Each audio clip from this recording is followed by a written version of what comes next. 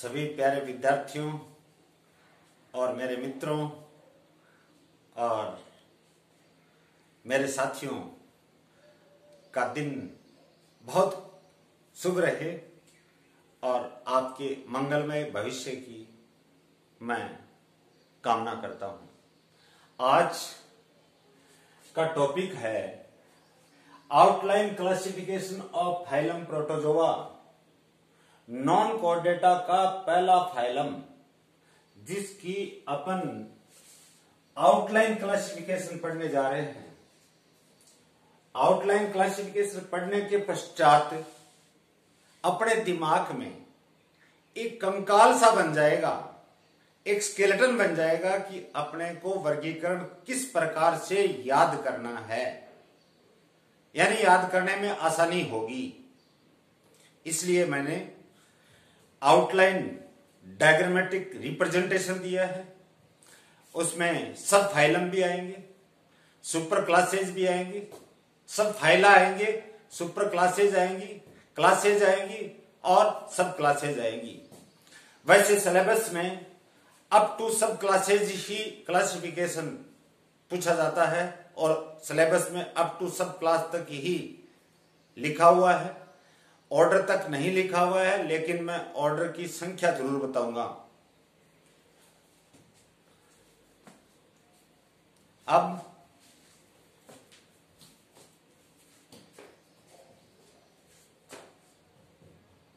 Outline classification of phylum protozoa, ये शब्द named by गोल्डफस इन 1818 में गोल्डफस नाम के टैक्सोनोमिस्ट ने प्रोटोजोआ शब्द का सबसे पहले नाम दिया था। यहां पर जो मैं आउटलाइन क्लासिफिकेशन आपको बताने जा रहा हूं वो निर्भर है अकॉर्डिंग टू सोसाइटी ऑफ प्रोटोजोलॉजिस्ट इन 1964 का फर्स्ट जर्नल पब्लिश हुआ था, प्रकाशित हुआ था। उसके अनुसार जिसमें मुख्य भूमिका किसकी रही थी, mainly proposed by B.M. Honigberg and others. मुख्यतया ये वर्गीकरण प्रस्तुत करने वाला जो टैक्सोनॉमिस्ट था वो थे B.M. हॉनिंगबर्ग और उनके सहयोगी इन 1964। इनके अनुसार this phylum protozoa is divisible into 4 सब phyla. These are as follows. सब फाइलम फर्स्ट कैपिटल ए से इंडिकेट किया है सार्कोमेस्टिगोफोरा। कैपिटल बी सेकंड सब फाइलम स्पोरोजोआ। थर्ड सब फाइलम निडोस्पोरा और फोर्थ सब फाइलम सीलियोफोरा। अब एक एक सब फाइलम का अपन क्लासिफिकेशन करेंगे अप टू सब क्लासेज। सबसे पहले लेते हैं अपन सार्कोमेस्टिगोफोरा। सार्कोमेस्टिगोफोरा sub phylum is divisible into 3 super classes. These are first one is मेस्टिगोफोरा, इसका दूसरा नाम फ्लैजिलेटा भी है। यहां ग्रीक और लैटिन वर्ड लिखने के लिए पर्याप्त स्थान न होने के कारण से मैं लैटिन और ग्रीक वर्ड का प्रयोग नहीं कर रहा हूं, सिर्फ आपको इनका स्केलेटन समझाने का प्रयास कर रहा हूं। दूसरी सुपर क्लास है ओपेलाइनेटा और तीसरी है सार्कोडिना, जिसका दूसरा नाम राइजोपोडा भी है।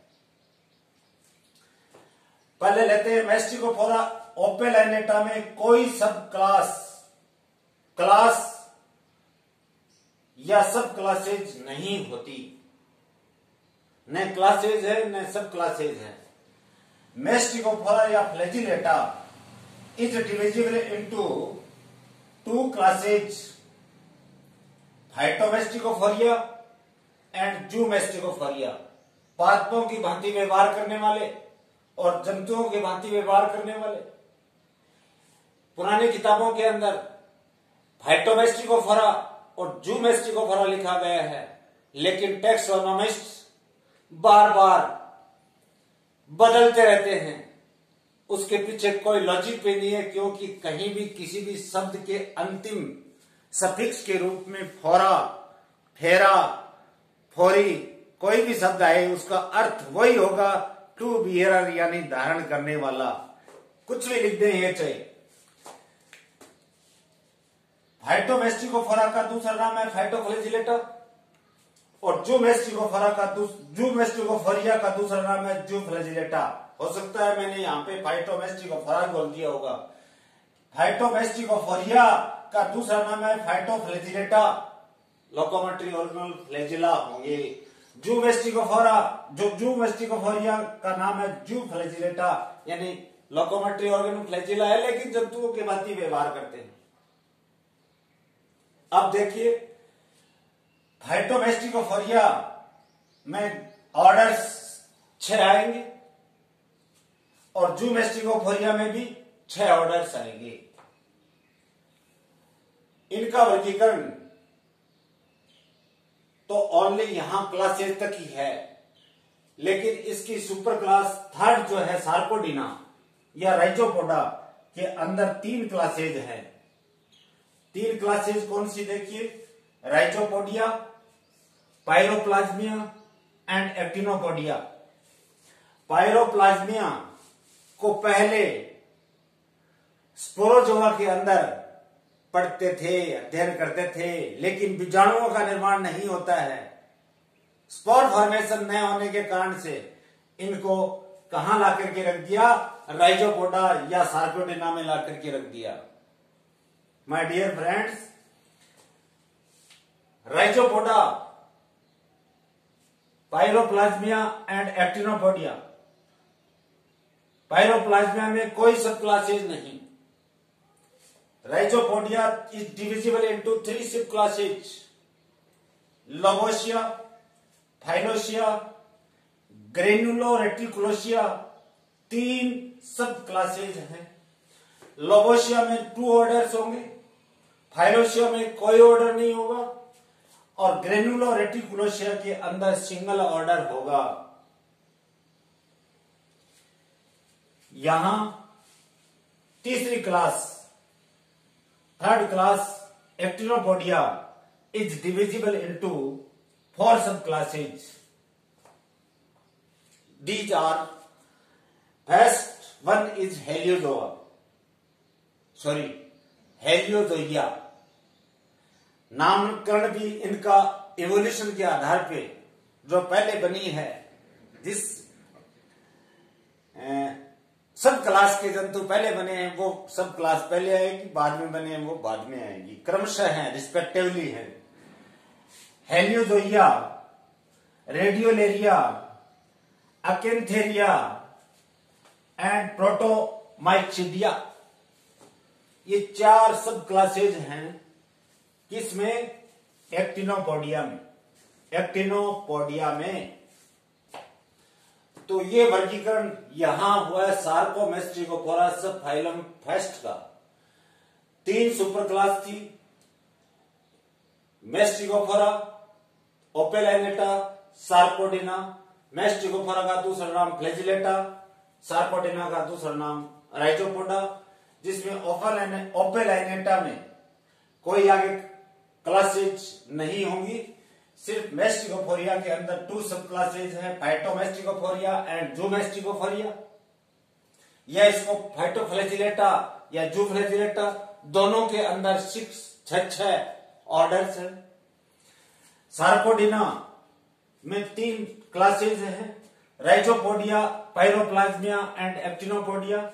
पायरोप्लाज्मिया में कोई सब क्लासेज नहीं होती। राइजोपोडिया इज डिविजिबल इनटू 3 सब क्लासेज, लोबोसिया, फाइलोसिया, ग्रेनुलो रेटिकुलोसिया, जिसमें लोबोसिया में 2 ऑर्डर होंगे, ग्रेनुलो रेटिकुलोसिया में 1 ऑर्डर होगा। एक्टिनोपोडिया में 4 सब क्लासेज है, हेलियोजोइया, रेडियोलेरिया, अकेंथेरिया और प्रोटियोमाइक्सीडिया। अब चलते हैं अपन स्पोरोजोआ पे। स्पोरोजोआ दूसरा सब फाइलम है, इज डिविजिबल इनटू 3 क्लासेज, टीलोस्पोरिया, टॉक्सोप्लाज्मिया एंड हेप्लोस्पोरिया। इनमें टॉक्सोप्लाज्मिया और हेप्लोस्पोरिया में आगे कोई सब क्लासेज नहीं है, नए ऑर्डर्स हैं, नए सब क्लासेज हैं। सिर्फ टीलोस्पोरिया के अंदर 2 सब क्लासेज हैं, ग्रिगेराइनिया और कॉक्सीडिया। ग्रिगेराइनिया और कॉक्सीडिया नाम की 2 सब क्लासेज हैं ओनली इन क्लास टीलोस्पोरिया में। अब चलते हैं सब फाइलम नंबर 3, थर्ड सब फाइलम पे, निडोस्पोरा। इसको 2 वर्गों में, 2 क्लासेज में डिवाइड किया गया है, मिक्सोस्पोरिडिया एंड माइक्रोस्पोरिडिया। इसमें 2 सब क्लासेज हैं, मिक्सोस्पोरिडिया एंड माइक्रोस्पोरिडिया। यहां तक ही है, इसमें आगे कोई सब क्लासेज और ऑर्डर नहीं है, नए अपने को पढ़ना है अगर हैं तो भी। सीलियोफोरा सब फाइलम है जिसमें एक ही क्लास है, सिंगल क्लास है, जिसका नाम सीलिएटा। अपन पढ़ते आए हैं सीलिएटा, लेकिन अभी जो पुस्तकें प्रकाशित हुई हैं इनमें इनका नाम सीलिएटी रख दिया गया है। किस कारण से रखा है समझ से परे की बात है, क्योंकि किसी भी शब्द के लास्ट में सफिक्स के रूप में एटा आता है तो वो ग्रुप ऑफ एनिमल्स होता है। एटिया, टिया शब्द आ रहा है, इसका मतलब, इसका अर्थ क्या निकलेगा वो टैक्सोनॉमिस्ट जाने। और जब जिन जिन लोगों ने पुस्तकें लिखी हैं उनसे मैं प्रश्न भी करूंगा अगर वो जीवित हैं तो। सीलिएटा, तीसरा नाम इसका इन्फ्यूशोरिया भी है। सड़ी हुई घास और वनस्पति से तेजी से फूलते फलते हैं, इसलिए इसका नाम इन्फ्यूशोरिया रखा गया है। आगे वर्गीकरण में पूरा बता दूंगा। This class is divisible into 4 sub classes. First sub class is होलोट्राइकिया, सेकेंड इज पेरिट्राइकिया, थर्ड इज सेक्टोरिया और फोर्थ इज स्पाइरोट्राइकिया। होलोट्राइकिया में 6 ऑर्डर्स हैं। स्टडी नहीं करेंगे, ध्यान में रखना है। अगर कोई डीपली आईसीएस की एग्जाम यानी ऊपर के लेवल की अगर एग्जाम की तैयारी करे उसके लायक है ये। लेकिन अपने क्लास 9 से लेकर के एमएससी तक पास कोर्स में या इंटीग्रेटेड में या कोई भी कॉम्पिटिटिव एग्जाम छोटी, मैं आईसीएस की बात कर रहा हूं, उससे नीचे की जो भी है, चाहे आरएस की हो चाहे कोई भी हो, अपन सब क्लासेज तक ही पढ़ेंगे। पेरिट्राइकिया में सिंगल ऑर्डर है, सेक्टोरिया में सिंगल ऑर्डर है, स्पाइरोट्राइकिया में 3 ऑर्डर्स हैं या 3 ऑर्डर्स हैं। ये है overall outline classification of phylum protozoa. Protozoa शब्द का नामकरण या नाम किसने दिया था? गोल्डफस्ट ने 1888 में, नहीं 1818 में, सॉरी।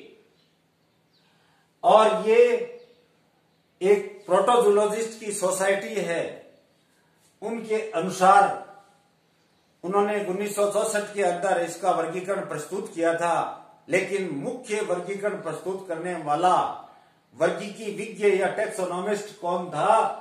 बीएम हॉनिंगबर्ग और उनके सहयोगी एंड एटॉल या अदर्स इन 1964। और 1964 बहुत महत्वपूर्ण वर्ष है माय डियर फ्रेंड्स, क्योंकि मेरा जन्म भी 1964 का है। जब मैं जन्मा था तब प्रोटोजोआ का वर्गीकरण हो रहा था। मुझे बड़ी खुशी हो रही है कि इस टॉपिक को मेरे जन्म वर्ष की जन्म वर्ष की साल पे या वर्ष पे ये वर्गीकरण का चल रहा था और आज मैं आपको समझाने जा रहा हूं। माय डियर फ्रेंड्स, सचेत रहें, सावधान रहें। Every old species is replaced by new one. पुरानी जाति की जगह नई जाति प्रतिस्थापित हो जाती है। आज हम आपको समझा रहे हैं, कल आप आने वाली पीढ़ी को समझाएंगे।